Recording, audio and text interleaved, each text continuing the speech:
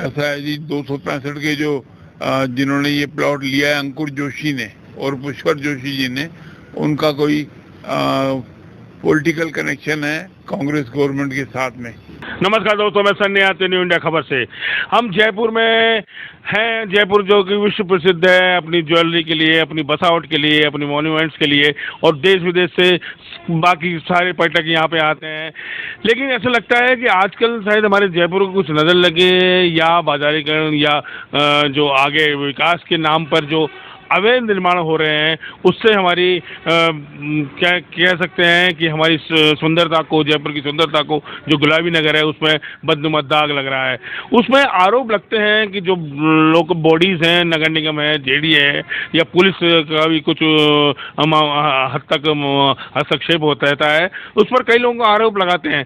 ऐसा ही एक मामला है, हम फ्रंटियर कॉलोनी 265 नंबर के मकान में जो अवैध निर्माण हो रहा है, उसमें के पास में ही उनके पड़ोसी हैं जो कि वाकई में बहुत परेशान हैं, बुजुर्ग हैं, संजय जी। संजय से जानते हैं कि असल में सबसे पहले तो बताइए कि अवैध निर्माण किस तरह से आपकी नज़र में है, जो हम बता सकें दर्शकों को। और दूसरी बात ये है कि आपको किस तरह की परेशानी हो रही है। ऐसा है जी, हमारे एरिया में ये कोई 8-10 साल से ये फ्लैट बन रहे हैं या कमर्शियल कोई एक्टिविटीज़ हो रही है, और कोई बिल्डिंग बना रहे हैं। ये यहाँ के भू माफिया लड़के हैं, जिसमें कोई अंकुर जोशी करके हैं जो जिन्होंने ये प्लॉट लिया हुआ है, और इसके ऊपर इन्होंने वो नगर निगम की स्वीकृति का एक बोर्ड लगा रखा है। इनसे कई बार स्वीकृति मांगने में इन्होंने दी नहीं, तो हमने अभी कोर्ट में एप्लीकेशन लगाई, कोर्ट में दावा किया, तो कोर्ट में इन्होंने वो स्वीकृति वहाँ पे पेश की। उसमें इनको आगे से 30 फुट छोड़ के, क्योंकि ये 540 गज का प्लॉट है, इन्होंने जो स्वीकृति वहाँ कोर्ट में पेश की, उन्होंने आगे से 30 फुट छोड़ के बनाना था। इन्होंने हमारी आबू हवा रोकते हुए आगे 15 फुट छोड़ के और आगे इन्होंने बनाना शुरू कर दिया। हमारी तरफ इन्होंने 10 फुट छोड़ना था, जो इन्होंने 10 फुट छोड़ा नहीं है, यहाँ सिर्फ 3-4 फुट छोड़ा है, और ऊपर से इन्होंने 9-5-6 फुट की बालकनी निकाल के उसको इन्होंने कवर कर लिया, और वो आबो हवा हमारी रुक गई बिल्कुल, और सारा लंगेज हमारी तरफ बन गया। ऊपर जो भी रहेंगे इस तरफ हो, और पीछे बिल्कुल 0 सेटबैक पे चले गए। उन्होंने वहाँ चरपेटा उठा लिया पीछे भी, और एक दीवार, वो दूसरी जो उस तरफ की दीवार थी पूरब की, उधर की दीवार तो चरपेटा इनको अलाउ हुई है निगम से। बाकी ना तो इनका निगम के अंदर हमने जाकर के खूब शिकायतें करी, ऑनलाइन कंप्लेंटें करी, सीएम पोर्टल पे कंप्लेंटें करी, 181 पे करी, कोई सुनवाई नहीं है। सारा इवन कोई आपसे सवाल जवाब पूछने भी नहीं आया? नहीं, कुछ नहीं साहब, कुछ नहीं। और सब चीज दादागिरी करी, मेरे को मारने की धमकी दे के गए। अच्छा। हाँ, ये इनके पिताजी हैं अंकुर जोशी के, पुष्कर जोशी, वो मेरे घर पे शाम के टाइम आए और आगे मेरे को बोले कि आपने ये बोर्ड वगैरह जो लगाया हुआ है, ये बोर्ड आपने आप तुरंत हटाओ, नहीं तो आपको इसके परिणाम भुगतने पड़ेंगे, हम ये कर देंगे, हम वो कर देंगे, धमकाते रहे। मैंने कहा जी देखो, आप धमकी वाली बात तो करो नहीं, आपको जो करना है आप अच्छी तरह करो। पुलिस प्रशासन को साथ लेके आए। पुलिस से आदमी का कोई अपना पीसीआर या कोई लेडी पुलिस ऑफिसर थी कमला के नाम से, वो आई, उन्होंने आगे धमकाना शुरू कर दिया। पर साहब ये धमकियां सहन कर रहे हैं, बाकी सुनवाई कोई नहीं है यहाँ पे। कोई वहाँ ड्यूटी पे आदमी जो ड्यूटी ऑफिसर होता है, वहाँ जाओ तो वहाँ वो कोई सुनते ही नहीं है। अच्छा। ये आदर्श नगर थाने की बात है। आदर्श नगर थाने की बात। देखिए, जो इन्होंने समस्याएं गिनाई वो वाकई में जिनाइन है, और जो बायलॉज हैं उसके बिल्कुल विपरीत हैं। आगे 30 फीट छोड़ना था, हाईकोर्ट ने भी कह दिया था, लेकिन वो 10-15 फीट छोड़ के रह गए। पास में इनकी साइड का जो साइड है उसमें भी नहीं छोड़ा गया, पीछे चरपटा ले गया है, और दाएं तरफ भी जो बायलॉज हैं, नियम हैं, जितने फीट छोड़ा चाहिए था नहीं छोड़ा जा रहा है। और ऊपर से बेसमेंट है और 5-6 मंजिला बनाए जा रहे हैं। 16 मीटर का नियम होता है, जैसा कि संजय जी ने बताया था, 15 मीटर का नियम होता है, लेकिन वो मतलब ये समझ लीजिए, एक तो ये हालत है कि आदमी को, ये बुजुर्ग आदमी आप देख रहे हैं, यहाँ का पूरा परिवार है इनके साथ जो रहते हैं, ये इनकी आबोहवा वाकई में लग रही है, जो हम कैमरा लोगों को दिखाना कि जैसे इनका मकान है ये और उसके ऊपर की बिल्डिंग बन गई है।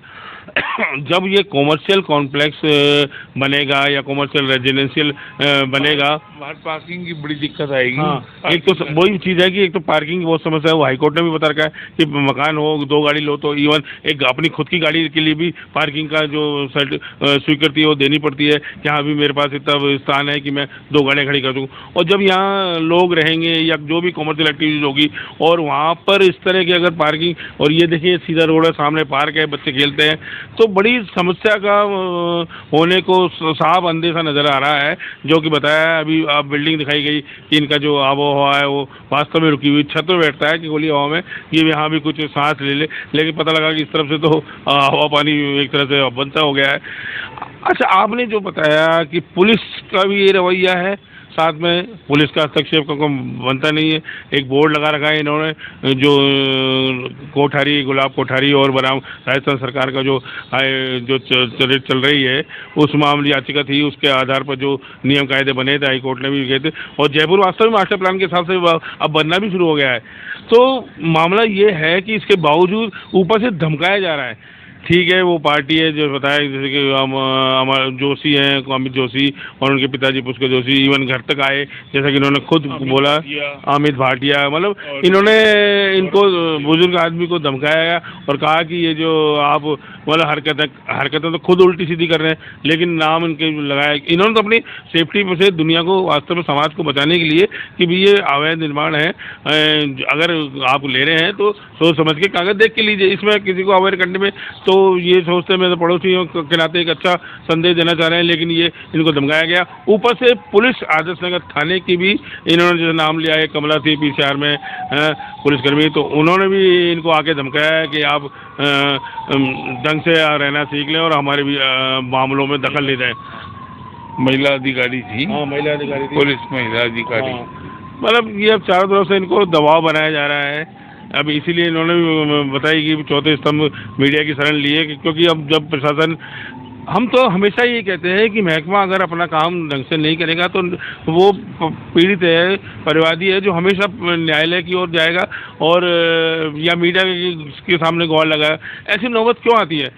जनरल सरकार है जो बहुत संवेदनशील है, वाकई में जो कुछ अच्छे काम कर रही है, अभी नवाचार भी किए थे उन्होंने, बहुत से राजस्थान राजनीति की थी, जो MOU हुआ था, बाहर से लोग आएंगे, पैसा लगाएंगे, यहाँ पे विकास होगा, व्यावसायिक गतिविधियाँ बढ़ेंगी, तो लोगों को, जयपुर वासियों को, गुलाबी नगर वासियों को काम भी मिलेगा, रोजगार भी मिलेगा।